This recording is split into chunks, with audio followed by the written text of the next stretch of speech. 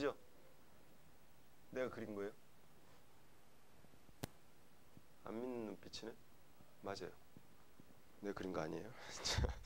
자, 오늘은 교재 194쪽의 결합의 극성, 전기 음성도 and 결합의 극성과 쌍극자, 모멘트, 전기 음성도 차이에 따른 화학결합의 종류, 쌍자, 모멘트, 루이스, 점자, 점식 지난주에 했는데 다시 한번 쭉 넘어가는 방향으로 그 부분에 해당되는 부분을 설명을 할 거고 다음 시간에 분자의 구조 파트에 해당되는 부분을 설명을 해드리도록 할게요.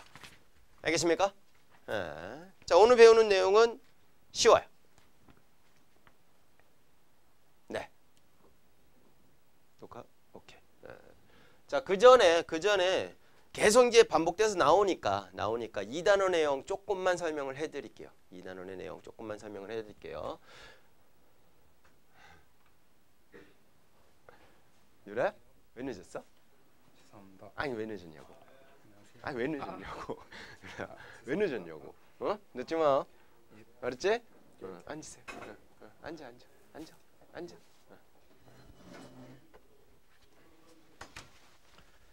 자, 계속 나오네요. 원자 반지름. 두 번째로 나오는 게 이온화 에너지. 그리고 오늘 배울 게 전기 음성도입니다. 전기 음성도.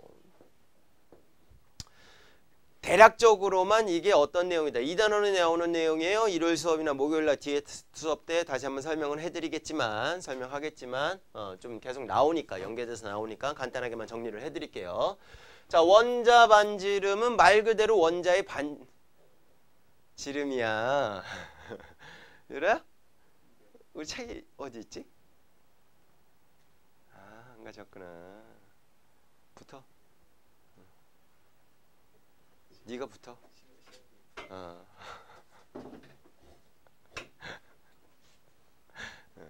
자, 원자 반지름은 원자의 반지름이에요. 그럼 우리가 원자 반지름 재면 되잖아, 그지? 원자 반지름 뭐 대략적으로 뭐 12-10제곱미터 정도밖에 안 되니까 뭐 대충 재면 되죠, 그렇죠? 현우 잘 될 자신 있을 것 같은데. 재기 힘들어요, 그죠? 재기 힘들어요. 재기 힘드니까 원자 반지름 쟀으면 좋겠는데 못 재면 이제 크기만 비교를 해주는 거야. 여러분들 이제 얘 원자 반지름 딱 얼마예요? 이렇게 나오지는 않아요. 누가 커요? 누가 작아요? 이런 것만 여러분들 비교해 줄 줄 알면 된다고. 오케이. 그랬을 때 원자 반지름에 영향을 주는 요인에 총 3가지가 있는데요. 몇 가지가 있다고? 3가지가 있는데 뭐 자세하게 설명하지는 않을 거야. 근데 이제 좀 알고 넘어가면 좋으니까 3가지만 여러분들 비교해 두시면 그걸 보고 나서 원자 반지름이 이런 경향성을 가지고 있어서 지금 아까 좀 전에 여기서 설명했던 것처럼 왼쪽 아래로 갈수록 커져요. 이런 경향성을 우리가 볼 수 있게 되는 거지. 오케이? 첫 번째 원자 반지름에 영향을 주는 요인은 전자 껍질수다라고 생각하시면 돼요. 누구라고요? 전자 껍질수. 자, 우리는 대충은 알고 있어요. 원자 핵 주변에 전자가 돌아다니는 껍질들이 여러 개가 있어요. 이런 것들로. 보라는 사람이 이제 처음으로 이제 얘기를 했어요. 그래서 K 껍질, L 껍질, M 껍질 몰라도 돼요. 어쨌든 원자 핵이 있다라고 친다면 플러스 전화를 띄고 있는 원자 핵이 있다라고 친다면 전자가 돌아다니는 공간이 이렇게 정해져 있는데 그게 양파 껍질처럼 이렇게 되어 있더라라는 거지. 그래서 쟤란 쪽을 K 껍질, 그 다음에 L 껍질, 그 다음에 M 껍질, 그 다음에 N 껍질 뭐 이런 식으로 쭉쭉쭉 이렇게 껍질이 있습니다. 거기 내에서 전자가 돌아다녀요. 최대 들어갈 수 있는 개수는 제일 안쪽 껍질에는 전자 2개밖에 못 들어갑니다. 그 다음 껍질에는 전자가 몇 개 들어가느냐? 8개 들어가요. 그 다음 껍질에는 전자가 몇 개 들어가느냐? 18개가 들어가요. 오케이? 그 다음 껍질 몇 개 들어가냐? 32개가 들어가요. 그럼 여기서 문제. 그 다음 껍질은 몇 개 들어갈까요? 규칙성을 찾아보세요.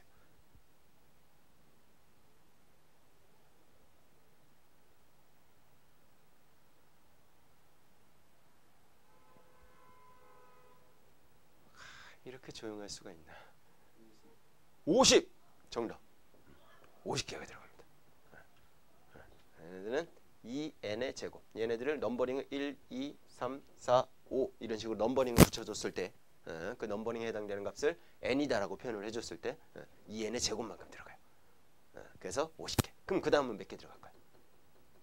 66에 36. 36에서 2 곱하니까 얼마? 72개가 들어갑니다. 그러니까 쉽게 생각하세요. 안쪽은 공간이 좁아. 그러니까 전자가 조금밖에 못 들어가는 거야. 근데 바깥쪽으로 갈수록 공간이 어떻게 돼요? 넓어지죠. 그러니까 전자가 돌아다닐 수 있는 공간이 훨씬 더 많아진다라고요. 그런 개념으로 이해하시면 되는데 2단원에서 오비탈 설명하면서 선생님 자세하게 설명을 해드릴까요? 오비탈. 재밌습니다. 아주 매력이 넘치는 아이예요. 석경 오비탈 들어본 적 있죠? 한번 했었잖아. 그지? 오비탈 재밌었지? 봐, 재밌었대잖아요. 강한 부정은 긍정이라고 얘기하지 않나요? 저 어쨌든 오비탈 할 때 이제 자세하게 배울 거예요. 오케이? 그래서 전자 껍질 수가 많을수록 원자 반지름은 증가한다라고 표현해 주는데 우리가 쉽게 생각할 수 있죠. 옷을 많이 껴입을수록 내 부피가 어떻게 돼요? 커지죠? 그런 개념으로 설명하면 되는 거예요. 간단하네요. 그죠? 오케이. 얘가 1순위. 1순위라는 얘기는 무슨 소리냐? 이 친구를 먼저 보고 같으면 2순위로 넘어가라 라는 뜻이야. 그러니까 여러분들은 전자 껍질수를 먼저 보고서 요게 더 크고 얘가 더 많고 얘가 더 적어. 그럼 얘가 무조건 더 크다? 얘가 무조건 더 작다? 이렇게 생각하면 된다고. 1순위니까. 됐지? 근데 1순위가 동일한 상황이라면 2순위로 넘어가야 되는데 말이 좀 어려워요. 유효, 핵, 전하, 량이라고 얘기를 하는데 유핵전하량이 작을수록 원자 반지름이 커진다라고 생각하시면 됩니다. 자, 근데 유효핵전하 말이 되게 어려운데요. 지금은 이 말에 대해서는 몰라도 되고요. 몰라도 되고 유효핵전하에 뭐에 비례하느냐? 원자 번호에 비례한다라는 것만 기억해 두시면 돼요. 우리가 원자 번호는 알고 있잖아. 1번부터 20번까지 원자 번호는 알고 있죠. 석현아 15번. 뭐 하는 짓이지? 윤민이 하는 거 잘 봐. 윤민아 14번. 이렇게 나와야 될 거 아니야. 혜린아 10번. 그렇지, 이렇게 나와야지. 현우야 5번. 그렇지. 윤아야 10번. 했어. 이것이 세광이 시작하군요. 좀 전에 혜린이가 10번 네온이라고 얘기했잖아. 석현아 7번. 그렇지. 6번. 탄소. 12번. 그렇지. 동현아 7번. 그렇지. 9번. 언제 외울래? 외우세요. 알겠습니까? 유로야? 존말로 할 때 외워. 웃으면서 할 때 외워. 자, 다시 볼게요. 어쨌든 유효핵전하 뭔진 모르겠지만 뭐에 비례한다? 원자 번호에 비례한다. 그러니까 첫 번째 전자 껍질 수가 동일하다라는 얘기는 같은 주기에 있는 애들이다라는 뜻이거든요. 같은 주기에 있는 애들이라면 원자 번호가 어떨수록 작을수록 원자 반지름이 커져요 라는 얘기인 거야. 결론을 얘기하면. 이해 가셨어? 그렇게 연결해 주시면 되고 마지막으로 세 번째로 여러분들이 좀 기억해 둘 거는 뭐가 있느냐. 세 번째 3순위에 해당되는 거는 전자 간의 반발력이다 라고 생각해 주시면 되는데 전자 간의 반발력은 주로 어디에 많이 쓰이냐면 자, 플로리는 원자 번호가 9번이에요. 그럼 안쪽 껍질에 전자가 2개 있고 바깥쪽에 전자가 5개가 아니라 7개 이렇게 있어요. 맞죠? 자, 그러면 이 친구 같은 경우는 전자가 7개밖에 없어요. 얘가 이상향으로 뜻하는 애는 누구냐? 네온이에요. 네온은 원자 번호 10번이에요. 안쪽에 몇 개? 2개. 바깥쪽에 몇 개? 8개. 8개로 채워지는 걸 좋아한단 말이야. 그래서 무슨 규칙이라고 했어? 옥텟 규칙이다 라고 얘기를 했었죠. 그러면 얘가 얘처럼 되려면 외부에 있는 전자를 얘가 이렇게 끌고 와야 될까 안 와야 될까? 끌고 와야겠지. 자, 끌고 오면 누군가가 전자를 준다고 한다면 끌고 와서 얘처럼 전자 배치를 가져 안 가져? 가지겠지. 그런데 그렇게 가지게 되면 7개가 있어. 그럼 지네끼리 반발력이 있을 거 아니야. 그 상태에서 최소에 해당되는 에너지 값을 낮게 하기 위해서 그 배치를 하고 있을 텐데 전자가 하나가 더 들어오게 되면은 7개에서 8개가 됐죠. 그럼 반발력이 전자들 사이의 반발력이 어떻게 될까? 더 커지겠지. 더 커지니까 어떻게 될까? 이온의 반지름이 커지는 거야. 원래 원자였다가 전자를 하나 받아서 음이온이 될 거 아니야. 그쵸? 그럴 때 이온 반지름이 원자의 크기보다 훨씬 더 커지는 양상이 나타나요. 그때 전자 반발력이다라고 생각하시면 돼요. 오케이? 그래서 전자 반발력이 클수록 원자 반지름이 증가해요. 이렇게 연결해 주시면 됩니다. 이해 가셨어? 그래서 그걸 기준으로 주기율표상에서 우리가 대략적인 양상을 보게 된다면 같은 주기에서는 같은 주기라는 얘기는 전자값지수가 동일하다는 얘기잖아. 그러니까 얘는 신경 쓸 필요가 없다는 얘기잖아. 그러면 두 번째로 뭐라 그랬는데 유액전화. 어려운 말인데 원자번호에 비례한다라고 했지. 원자번호에 유액전화가 비례하는데 반지름하고는 반비례 관계 있으니까 원자번호가 작을수록 반지름이 커져요 라는 얘기겠지. 그러니까 왼쪽으로 갈수록 원자 반지름이 증가하는 경향성을 가졌어요. 이렇게 얘기할 수 있는 거야. 무슨 말인지 이해갔지? 또 하나, 자 같은 족에서 아래쪽으로 갈수록 아래쪽으로 가야지 전자껍질수가 증가하겠죠. 그래서 아래쪽으로 갈수록 원자 반지름이 증가해요. 요 정도만 알아도 혹시 이제 나오는 거에서 원자 반지름하고 연계되는 문제들은 풀 수 있을 거다라는 얘기야. 됐습니까? 이해갔죠? 자 그렇게 해갖고 원자 반지름에 대해서 알아두시면 되고, 두 번째로 또 나오는 게 이 단원에서 나오는 내용이긴 한데 이온화 에너지다 라고 하는데, 이온화 에너지는 뭐냐면 기체 원자 하나가 있다라고 치자고. 누가 있다고? 기체 원자 하나가 있어. 자 기체 원자 하나가 있는데 그 친구한테 전자를 하나 뺏으면서, 전자를 하나 뭐 한다고? 뺏는 거야. 오케이? 전자를 뺏으면서 그 친구를 강제적으로 M 플러스 전자가 하나 이렇게 나오면서 M 플러스 일가 양이온을 만드는데 필요한 에너지의 값을 우리는 이온화 에너지다라고 얘기를 해요. 뭐라고 한다고? 이온화 에너지. 한글로 적어볼게. 자, 기체 원자 1몰. 우리 이제 몰에 대해서는 배웠잖아요. 그지? 그냥 한 개다라고 생각하면 돼. 1몰에서 전자 1몰을 뺐는데 필요한 에너지의 값을 우리는 이온화 에너지다라고 표현을 해줍니다. 이거는 실제로 실험을 통해서 얻어낸 에너지 값이다라고 생각하시면 돼요. 자, 그거를 우리는 이온화 에너지다라고 하는데, 그러면 원소의 종류에 따라서 전자를 잘 뺏기는 애들도 있을 거고 전자를 잘 안 뺏기려고 하는 애들도 있겠죠. 존재를 하겠죠. 맞죠? 그거는 뭐하고 관련이 있느냐? 핵하고 바깥쪽에 있는 전자 사이에 인력이 있을 거 아니야. 그지? 그럼 그 인력이 어떨수록? 셀수록 잘 안 뺏기겠지. 약하면 잘 뺏기겠지. 그거에 대한 값이다라고 생각해 주면 되는 거예요. 아, 이온화 에너지라고 하는 애는 원자 핵과 바깥쪽에 있는 전자 사이에, 얘네들 사이에 정전기적 인력으로 걔네들을 붙잡고 있는데 그 인력이 강하면 이온화 에너지가 같이 증가하고요. 정적 인력이 약하면 이온화 에너지도 같이 감소해요. 이렇게 생각해 주면 되는 거야.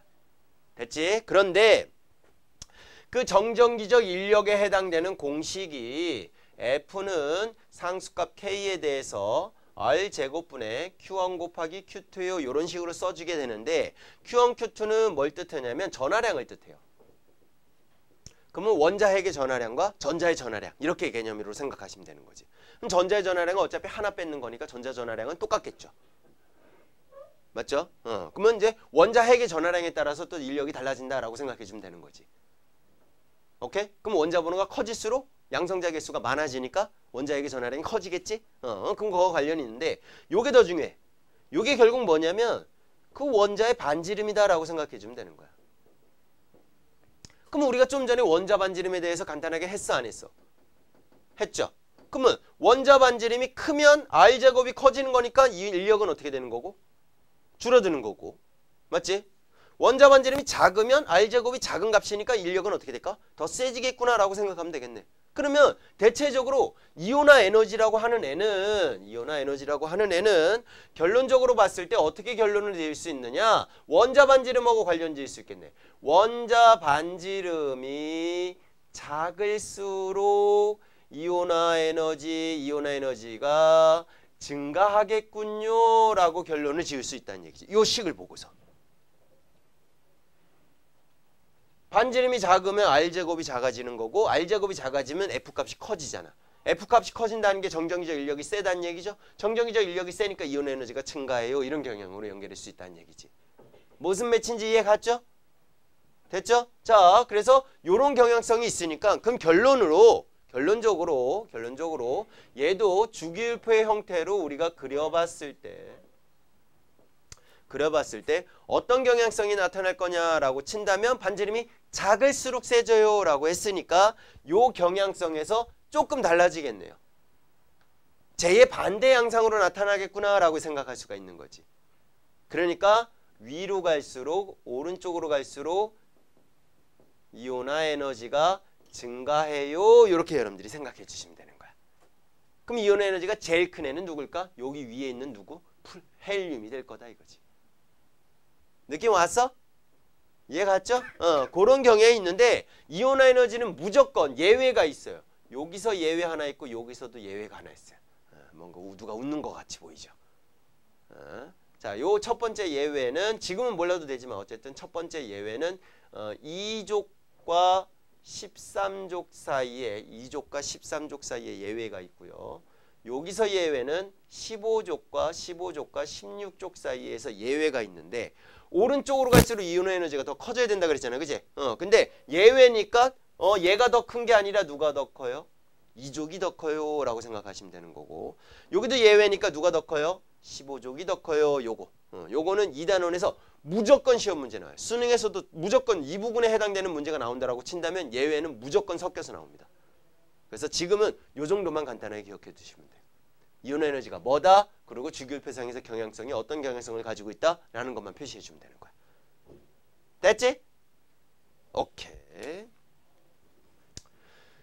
그 다음에 우리가 이제 우리 본 내용에서 배울 거는 뭐냐면 전기음성도래요. 전기음성도. 자, 전기음성도는 뭐냐면 우리가 이제 공유결합을 지난 시간에 배웠잖아. 안 배웠나? 배웠죠, 그죠?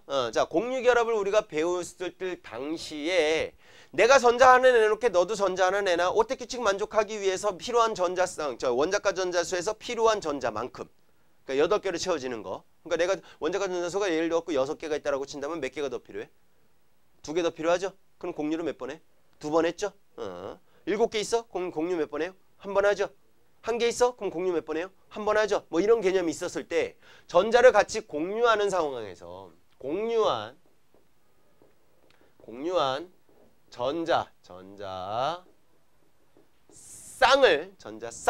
전자쌍을 A라는 애와 B라는 애가 공유를 했을 거 아니야. 그치? 했는데 서로 같은 애가 아니면 종류가 다르면 전자쌍을 더 좋아하는 애가 있을 거다라는 거야. 유라하고 석현이하고 같이 돈을 반반 내서 뭘 살까? 사고 싶은 거 뭐 없어? 자전거 270만 원짜리 샀다 치자. 오케이? 자, 샀어. 그럼 서로 좋아하겠죠? 왜? 나는 135만 원밖에 없어. 유라도 135만 원밖에 없어. 우리가 둘이 섞으면 우리가 서로 좋아하는 자전거 살 수가 있는 거잖아. 그래서 샀어. 그럼 공유물이잖아. 얘네처럼 이제 전자를 공유했다라고 치자고. 공유를 했는데 그럼 누가 더 많이 써야 돼? 같이 써야겠지. 그러면 석희 하루 쓰고 유라 하루 쓰고 또 하루 쓰고 이런 식으로 쓰면 되겠지. 그지? 그렇게 써야 되는데 아침 8시마다 서로 이제 다시 돌려주기로 했어. 근데 석희가 싸움 못해. 유라가 좀 세. 그럼 유라가 8시에 줘야 되는데 점점 8시 10분, 9시, 10시, 뭐 11시 이때쯤에 석현 이제 주는 거예요. 석현 입장에서 기분이 어떨까요? 좋니? 유라가 나보다 더 쓰니까 나는 좋아요. 막 이럴 거야. 유라가 나도 써야 되는데 줘. 준다고. 누가 떼먹어. 준다고. 뭐 이러니까 또 더 말 못하지. 그치? 그러면 실제로 공유물은 맞는데 누가 더 많이 쓰게 되는 경향? 유라가 좀 더 쓰는 경향이 있겠죠. 자, 그런 개념이에요. 공유한 전자쌍을 더 좋아하는 누가 있다? 원소가 있다 이거지. 원소가 있다. 그래서 더 좋아하는 그 원소 또는 원자가 전자쌍을 전자쌍을 자기 쪽으로 뭐 할까? 살짝 남들 눈치 보이니까 살짝 지쪽으로 이렇게 데리고 가는 거야. 그러한 힘의 차이를 우리는 뭐라 그러느냐? 전기음성도라고 얘기를 할 거야.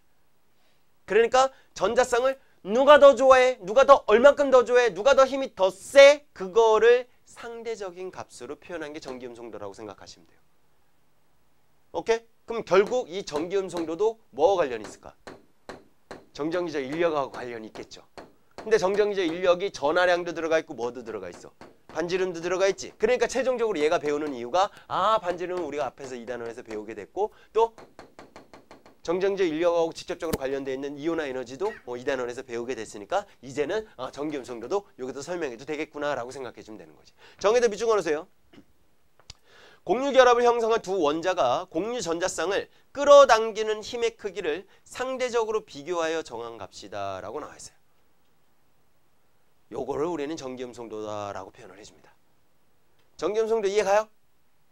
유미 이해가요? 오케이. 현우 이해가요? 유라? 뭔 말인지 알겠지? 자, 그러면 전기음성도는 그러면 어떠한 경향성을 가지고 있나요? 주기율표에서 어떠한 경향성을 갖고 있나요?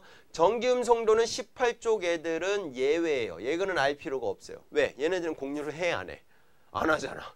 그러니까 알 필요가 없는 거지, 그지? 그래서 유일하게 주기율표 상에서 예외된 애가 요 전기음성도의 18쪽 원소들이다라고 생각하시면 돼요. 됐죠? 그리고 그러면 어떻게 하면 좋을까? 전기음성도가 세려면 정전기적 인력이 세겠네. 정전기적 인력이 세려면 어떻게 하면 되지? 핵의 전하량이 크면 되겠네. 핵의 전하량이 크려면 원자 번호가 어떻게 해야 될까? 클수록. 그치? 그리고 반지름도 어떻게 돼야 돼? 작을수록 세지겠네. 맞죠? 그러면 요 반지름 양상하고 또 반대형 경향이 나타나겠구나라는 걸 파악할 수가 있겠죠? 맞아 안 맞아? 맞죠? 그러니까 전기음성도는 어떤 경향성을 나타내는 거냐? 위로 오른쪽으로 갈수록 증가해요 라는 경향성이 나타날 거야. 누구하고 똑같이? 이온화 에너지하고 똑같은 경향성이 나타날 거다. 얘는 예외가 없어요. 예외는 이온화 에너지에서만 나옵니다. 예외가 없고 얘는 수치상으로 나와 있어요. 수치상으로. 여러분들 그거 펴보세요. 밑에 표를 보시게 되면 이제 높낮이로 이렇게 표현이 되어 있죠. 높낮이로 표현이 되어 있고 제일 전기음성도가 큰 애를 기준으로 플루오린이라고 잡았고 걔의 전기음성도를 뭘로 놨느냐? 4.0으로 놨어요. 4.0. 동그라미 쳐놓으세요. 색깔 펜으로 이렇게 따로 표시 좀 해주세요. 자, 플루오린의 동그라미 4.0이에요. 4.0. 두 번째로 큰 애도 우리가 좀 기억을 해둡시다. 두 번째로 큰 애 3.5 있네요. 누구예요? 산소, 걔도 동그라미. 그 다음에 세 번째로 큰 애는 둘입니다. 둘. 하나는 누구? 질소 3.0이고 밑에 있는 플로린 밑에 있는 염소 3.0이에요. 둘 다 3.0, 3.0. 걔네들이 3번이에요. 그러니까 전기음성도가 제일 큰 누구? 플로린 4.0. 그 다음에 누구? 산소 3.5. 그 다음 누구? 질소 N 염소. 얘네들 3.0. 이렇게 1등, 2등, 3등까지는 수치적으로 좀 기억을 해두는 게 좋아요. 됐습니까? 나머지는 누가 더 커요? 누가 더 작아요? 이 정도만 기억해두면 되고. 그리고 전기음성도를 많이 비교하는 애 중에 누가 나오냐면 수소 잘 나오고 탄소도 잘 나와요. 수소는 2.1이고요. 탄소는 2.5예요. 그래서 얘네들도 수치를 좀 외워두시면 여러분들이 이제 문제 풀고 누가 더 크고 누가 더 작은지 우리가 비교하기가 좀 쉬워져요. 됐습니까? 그리고 고맙게도 2주기 어차피 우리는 1번부터 20번까지 건 애들을 많이 볼 건데 주로 많이 보는 애들이 2주기 애들이거든요. 2주기 애들은요. 딱 얼마씩 차이 나느냐면 0.5씩 차이 나요. 0.5씩 차이. 그러니까 탄소가 여기가 탄소가 있을 거 아니야. 탄소 옆에 누구 있어? 질소. 탄소 옆에 뭐 있어? 붕소. 이렇게 있을 거 아니야. 얘가 얼마나 있어? 2.5라 그랬지? 그럼 얘네들이 0.5씩 차이 난다고. 오른쪽으로 가서 플로린이 갈수록 제일 커지잖아. 맞죠? 그러니까 얘 다음에 얘니까 얘 0.5 차이 나니까 얘는 얼마? 3.0이 되는 거고. 얘는 0.5 차이 나니까 얼마? 2.0이 되는 거고. 이런 식으로 간다라고 생각하시면 된다고. 그럼 붕소 옆에 누구? 베릴륨은 1.5가 되는 거고. 베릴륨 옆에 누구? 리튬은 얼마가 된다. 이렇게 우리가 파악할 수가 있겠지. 요 정도만 여러분들이 기억해 두시면 됩니다. 어찌되었든 전기음성도 차이가 난다라는 거예요. 전기음성도 차이가 난다. 쉽게 얘기해서 공유결합을 하는데 같은 원자끼리 공유결합을 하게 되면은 전기음수능 차이가 나요, 안 나요? 안 나지. 그럼 전자쌍 자체를 뭐 지가 더 데리고 간다, 덜 데리고 간다 뭐 이런 개념이 없겠지. 하지만 서로 다른 원소들끼리 공유결합을 하게 되면 전기음수 차이 때문에 전자쌍이 한쪽으로 약간 쏠리는 현상이 생겨요. 전자쌍이 쏠리니까 내가 전자 하나 내놓고 얘도 전자 하나 내놓은 거잖아. 그 공유한 전자쌍을 내가 살짝 내가 갖고 오면 나는 부분적으로 마이너스를 띠겠지. 왜? 남의 전자를 살짝 갖고 온 거니까. 나 원래 정기적으로 중성이었잖아. 그지? 너도 원래 정기적으로 중성이었는데 네 거를 나한테 약간 뺏겼으니까 부분적인 플러스를 전화를 띠겠지. 요렇게 전화를 띠게 될 거다 이거지. 그걸로 발전해서 넘어갈 거다라고 생각하시면 돼요. 알겠습니까? 오케이. 자, 한번 읽어볼게요. 전기음성대 기준 미국의 화학자 폴링이라는 사람에 의해서 공유 전자성을 눈으로 봐라 유래야. 좀 보여줘. 자, 힘을 가장 큰 원소인 플루오린이 전기음성도를 4.0으로 정하고 이 값을 기준으로 다른 원소들의 전기음성도를 정하였다. 대표적인 원소의 전기음성도 비교해갖고 플루오린, 산소, 질소, 그 다음에 탄소, 수소 요 정도는 숫자 기억해 두는 게 좋다 그랬고요. 전기음성도의 크기, 원자의 크기가 어떨수록 작을수록 요식 생각하시면 돼요. 요식 반지름이 작을수록 그 다음에 원자핵의 전하량이 클수록 클수록이라는 얘기는 결국은 뭐가 되느냐? 유효액전하, 원자번호하고 관계 있다라고 생각하시면 돼요. 핵의 전하량이니까 핵의 전하량. 클수록 전기음성도가 커집니다 라고 나왔고, 같은 주기에서 같은 족에서라고 비교했는데 그게 이제 요거로 표시된 건데요. 잠깐 여기 보세요. 얘네들이 같은 주기죠. 맞죠? 같은 주기에서 원자번호가 이쪽으로 커지죠. 그러니까 원자번호가 커질수록 전기음성도 커져요. 그 말 뜻이고요. 됐나요? 그 다음에 같은 족에서 요거죠. 근데 원자번호가 커질수록 오히려 작아지죠. 그 내용입니다. 그래서 같은 주기에서 원자번호가 커질수록 전기음성도가 대체로 커진다. 왜요? 원자번호가 커질수록 원자 반지름이 작아지니까요. 유액전하가 증가해서요. 유액전하가 원자핵과 공유전자쌍 사이의 인력이 증가하니까요. 뭐 어떤 느낌인지 이해가죠? 다 그런 패턴으로. 그래서 요 내용을 일부러 좀 설명을 해준 거다라고 생각하시면 돼요. 얘 이해하기 좀 쉽게 하기 위해서. 이해가죠? 뭐 선생님 책에 있는 것만 하죠. 뭐 2단에서 어차피 하는 거니까요. 미리 좀 봤다라고 생각하시면 됩니다. 자, 195쪽에 보시게 되면 주기와 족에 따른 전기음성도의 비교가 나와 있어요. 2주기하고 3주기를 비교해놨네요. 그 2주기 애들보다 3주기 애들이 훨씬 더 전기음성도가 작죠. 그 정도만 볼 줄 아시면 되고. 그 다음에 1쪽과 17쪽 원소의 전기음성도가 나와 있는데 원재 플로린, 염소, 브로민, 아이오딘 뭐 이런 애들 쭉 내려가면서 전기음성도가 작아지는 걸 볼 수가 있고요. 리튬, 나트륨, 칼륨, 루비듐, 세슘 이런 식으로 가면서도 마찬가지로 전기음성도가 작아지는 양상이 나타난다는 거를 우리가 외우려고 하지 말고 이해해 두시면 왜 작아지는지 연결할 수가 있겠죠. 되십니까? 오케이. 자, 195쪽의 결합의 극성과 쌍극자 모멘트에 대해서 또 설명을 한번 해보도록 할게요. 결합의 극성. 자, 아까 그런 얘기 했어요. 자, 수소하고 공유결합을 하자. 그럼 얘네들은 이렇게 단일결합으로 형성이 될 거고 비공전자성 없는 상태가 될 거예요. 맞죠? 그런데 얘도 전기음성도가 얼마야? 2.1이요. 얘도 전기음성도가 얼마야? 2.1이요. 이렇게 되는 상황이야. 그러면 이 공유한 전자쌍을 누구도 끌고 갈 수 있어? 없어? 없죠. 그래서 우리는 결합의 극성을 뭐 입장에서 생각을 했느냐? 자, 우리가 공유결합을 할 건데 두 가지로 볼 수 있다라는 거야. 어떻게 볼 수 있느냐? 같은 원자끼리 공유결합을 했어요. 서로 다른 원자끼리 공유결합을 했어요. 요거 차이라고 생각하시면 돼. 그럼 지금 얘 그림은 같은 원자끼리 공유결합을 한 거예요. 맞죠? 그런데 얘를 하나 더 들어서 HCl이다라고 치자고. 그러면 얘가 전자 하나 내놓고 얘가 전자 하나 내놓고 얘는 나머지 비공전자쌍이 이렇게 배치가 될 거예요. 맞아 안 맞아? 맞죠? 자, 그러면 얘는 전기음성도가 얼마냐? 2.1이고요. 얘는 전기음성도가 얼마냐면 3.0이에요. 맞죠? 그럼 누가 더 세요? 얘가 더 세죠? 그러면 얘가 전자쌍을 전자쌍 내가 더 세. 얘 내가 살짝 뒤쪽으로 이렇게 끌고 간다 이거지. 끌고 간다. 그럼 살짝 끌고 가면 얘는 전자 지 거 하나밖에 없어. 얘 양성자 하나하고 전자 하나 있잖아. 그래서 정기적으로 중성을 띄고 있었는데 이 전자를 살짝 지가 끌고 가니까 이 자식은 어쩔 수 없이 부분적으로 무슨 전화를 띌까?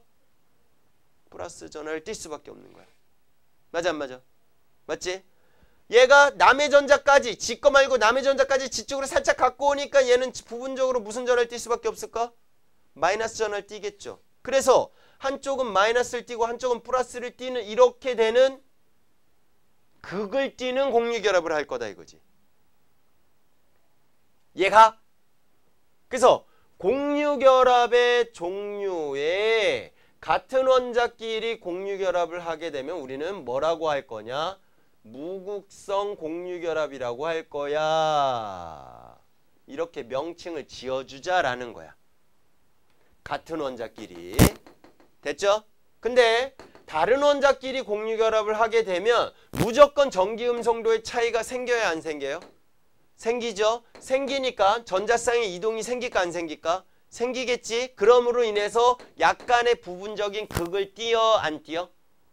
띄어. 그래서 얘는 뭐라 그래? 극성 공유결합이다라고 표현을 해주는 거야. 이해 가셨어? 그러니까 구분만 여러분들은 해줄 수 있으면 돼요. 아이고 동영이 졸려. 자, 같은 원자끼리냐 서로 다른 원자끼리냐 어떤 공유결합을 했어요? 라는 건 이제 물어볼 수 있으니까 그것만 구분해 두세요. 알겠습니까? 그러면 여기서 한 단계 더 나가서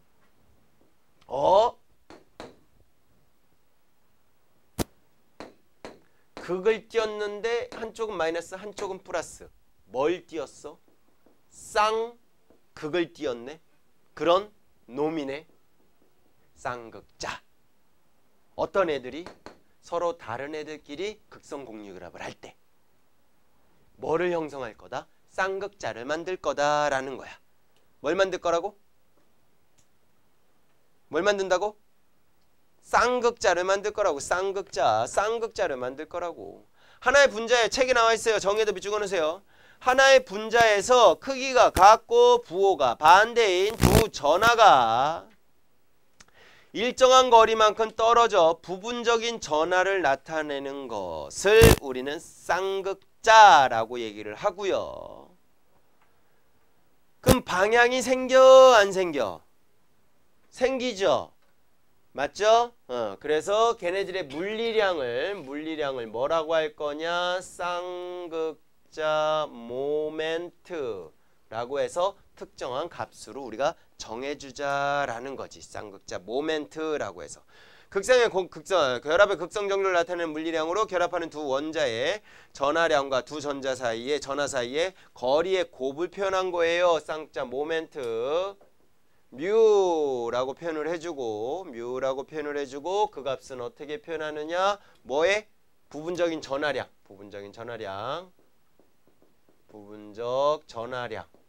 전하량의 값에다가 그 둘 사이의 거리의 값을 곱한 값으로. 그래서 뮤는 부분적 전하량 q 값에다가 거리값 어를 곱한 값으로 표현해주는데 이 식을 이용해서 푸는 문제는 안 나와요. 그냥 이런 식이 있다라는 것만 기억해 두시면 됩니다. 알겠습니까? 대신에 쌍극자 모멘트에는 방향도 포함되어 있어요. 뭐도 포함되어 있다고? 얘는 방향도 포함되어 있으니까 방향만 여러분들 표시해주면 되는데 여기서 한번 표시해볼게. 쌍극자 모멘트 얘의 뮤. 자, 쌍극자 모멘트의 방향은 어디에서 어디예요? 약한 쪽에서. 전기음성도가 작은 쪽에서 큰 쪽으로 이쪽 방향이에요. 이렇게 표시해주면 되는 거야. 쌍극자 모멘트의 방향까지만 여러분들이 표시해줄 줄 알면 됩니다. 더 이상 바라지도 않아요. 거기까지만 여러분들이 좀 표시해 주시면 돼요. 그래서 거기 예로 보시게 되면 자, 물 같은 경우는 H2O 같은 경우는 O에 이쪽에 H, 이쪽에 H 이런 식으로 되어 있고요. 그 다음에 NH3 같은 경우는 질소에 이쪽에 H, 이쪽에 H, 저 뒤쪽에 H 이런 식으로 되어 있고요. 뭐 CO2 같은 경우는 저 C가 가운데 있는 상태에서 이쪽에 O, 이쪽에 O 이런 식으로 되어 있거든요. 그럼 쌍극자 모멘트를 니네가 표시만 해주면 보세요. 산소 얼마? 3.5. 수소는 2.1. 그러면 쌍극자 모멘트의 방향은 산소 쪽으로 이렇게 쌍극자 모멘트가 생긴다라고 생각하시면 된다고. 이해가지? 질소 얼마? 3.0. 수소 2.1. 그러면 쌍자 모멘트가 질소 쪽으로 이렇게 표시가 되겠군요. 라고 생각해 주면 된다고. 됐죠?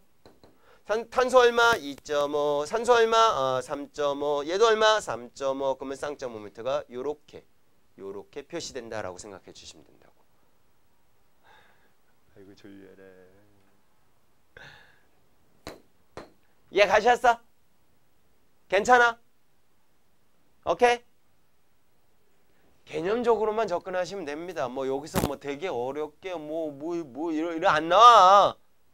절대 안 나와. 개념적으로만 여러분들 표시해 주시면 돼요. 여러분들 책의 195쪽에 보시면 전기음성도 차이와 결합의 극성이라고 해갖고 뭐 간단하게 뭐 내용이 나왔는데 한번 잠깐 보고 갈게요. 극성 공유결합에서 결합한 두 원자의 전기음성 차이가 클수록 대체로 결합의 극성이 커집니다. 당연한 거겠죠. HH가는 무극성이고요. C와 H는 0.4 차이고 N과 H는 0.9 차이고 O와 H는 1.4 차이고 F와 H는 1.9 차이니까 그쪽으로 갈수록 F와 H 쪽으로 갈수록 극성이 커지고 C와 H 쪽으로 극성이 작아지는군요. 이런 것도 좀 비교해 주면 된다고. 결합한 두 원자의 전기음성 차이가 매우 크면 전기음성도가 작은 원자에서 전기음성도가 큰 원자로 전자가 완전히 이동해서 거기다 밑 적어 놓으세요.